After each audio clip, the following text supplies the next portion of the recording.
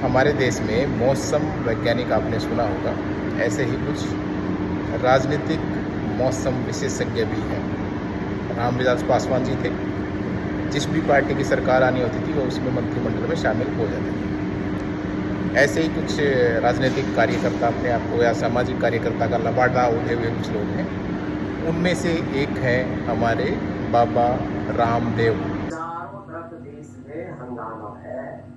छोटे छोटे स्कूल कॉलेजों से बच्चे निकल रहे हैं कि हमारे यहाँ टीचर नहीं है, हमारे यहाँ लाइट नहीं, हमारे यहाँ पानी नहीं, हमारे यहाँ शौचालय नहीं है, हमारे यहाँ टीचर है तो किताबें नहीं है, किताबें हैं तो टीचर नहीं है, और टीचर है तो पढ़ाई में नकल हो जाती है, कहीं पेपर लीक हो जाता है, और पेपर पास भी कर लिया, 10वीं 12वीं का बोर्ड एग्जाम भी दे लिया, तो 10वीं 12वीं के जो एग्जाम के मार्क्स हो कहीं जुड़ते ही नहीं है।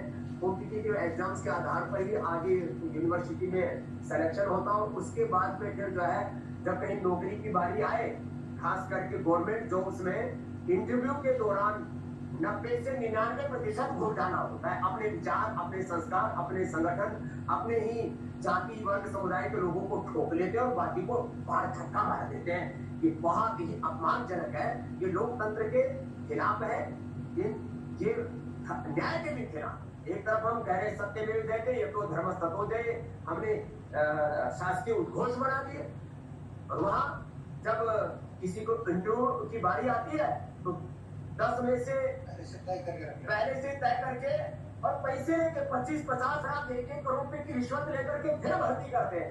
अब ऐसे ही आंदोलन करना पड़ा तो देश कैसे चलेगा? इसलिए भाई सुधर जाओ, नहीं तो देश में आंदोलन और ज्यादा भी हो सकते हैं। आंदोलन के नाम पर मैं अराजकता, अनार्की का समर्थक नहीं हूँ, लेकिन भाई ये बात तो जरूर है, देश में घपला भी बहुत है, ये घपले ठीक कर लो, नहीं तो मैं ऐसा ना हो कि बाबा रामदेव को दोबारा आंदोलन करना पड़े। कुछ खुरापाती। उन्होंने एक बहुत गहरी बात बोली है।